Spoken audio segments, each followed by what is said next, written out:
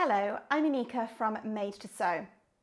In this short video, I wanted to go over with you how I personally tape my A4 or US letter pattern pieces together.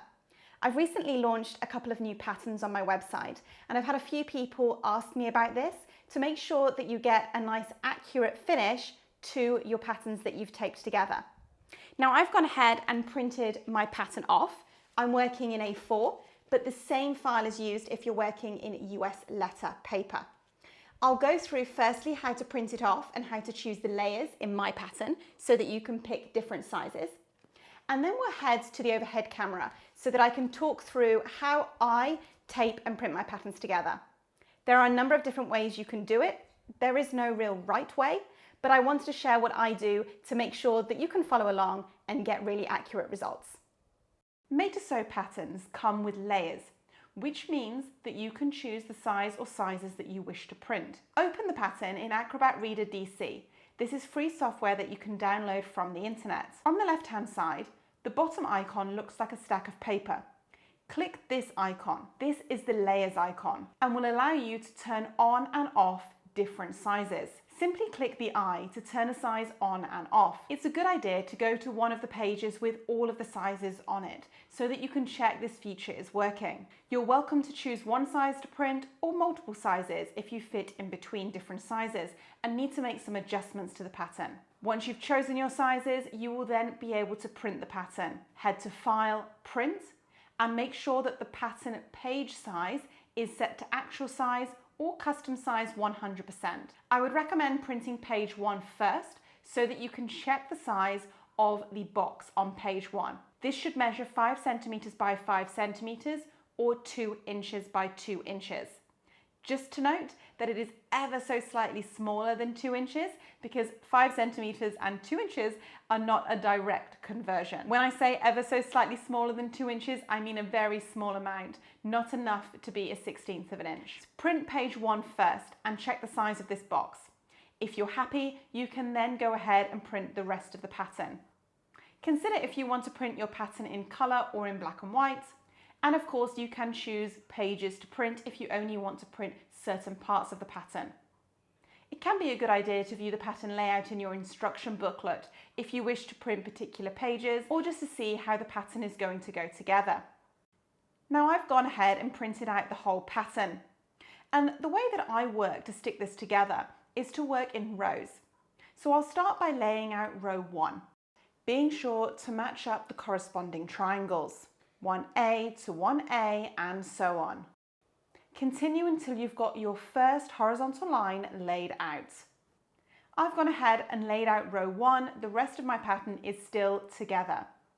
My patterns have a black border around them. However, you don't need to go to the lengths of cutting around this black border for all of the paper patterns. To make it easy and quick, we're going to be cutting one side of the paper. You can choose to either cut the left side or the right side. For this example, I'm going to be working to cut the right-hand side of all of the paper pieces. And I will go ahead and cut all of the pieces in this row prior to sticking them together. When you're cutting, you're going to want to make sure that you're cutting along the edge of the black line, removing the paper but keeping the black line. I'm using scissors to cut the paper, but you're welcome to use a blade or you could use a guillotine or something like that if you prefer. Remember that the final piece of paper in the row does not need to have the right-hand side removed because there is no triangle to match. This is the edge of the pattern. Overlap the paper by positioning the left side with the extra paper underneath the right side that you've cut.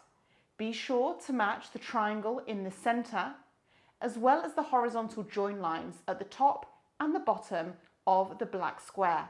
It's also good to check that the pattern lines are matching where you have them. Then, taking some tape, I generally start by taping the triangle in the middle and then the horizontal lines at the top and bottom of the paper. Of course, you're welcome to tape this with a full strip, but I find that you only need these 3 pieces.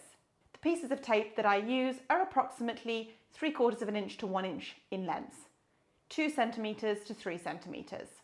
I'm using sticky tape for this project, but you're welcome to use a glue instead if you prefer something like a Pritt stick. I use the Magic Scotch tape, which means that it can easily be removed and repositioned if required. Continue along the whole row until you have connected the first row of paper together. Once the first row of paper is connected, you're going to continue as you did before for the second row. Start by laying out all of the pieces of paper. Check that they correspond, complete the cutting away. And you can choose one side. It can be the same, the right-hand side of the piece of paper, or it can of course be the other side. It doesn't really matter.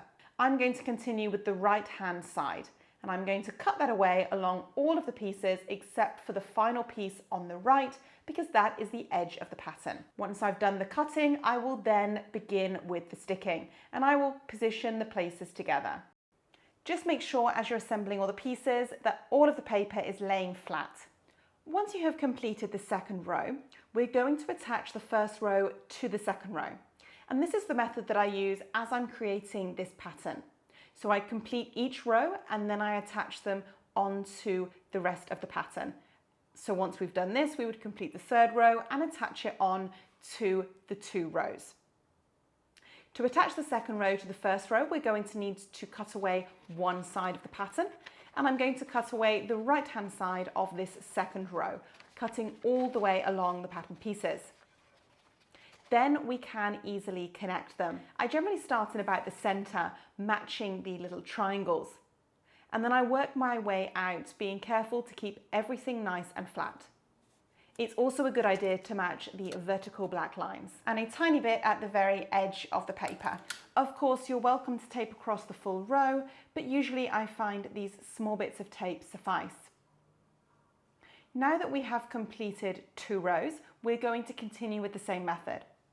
So you would create your next horizontal row, attach it together, and then attach that horizontal row onto the 2 rows that you have already completed, continuing until you finish the complete pattern layout. Once you have completed the pattern layout, you can either make your adjustments and cut out the size that you require, or what I would personally do is to trace out my pattern and make my adjustments on another piece of paper. This means that I always have a hard copy of my pattern to refer back to. I use pattern drafting paper, either plain pattern drafting paper or dot and cross paper to do my tracing. In terms of storage, I will either fold up this pattern and put it into an envelope, or I will roll it. You may find it's useful to add some tape to the back of the pattern, depending on your preferred storage method. I hope you find this tutorial useful. Thanks for watching and subscribe for more sewing tips.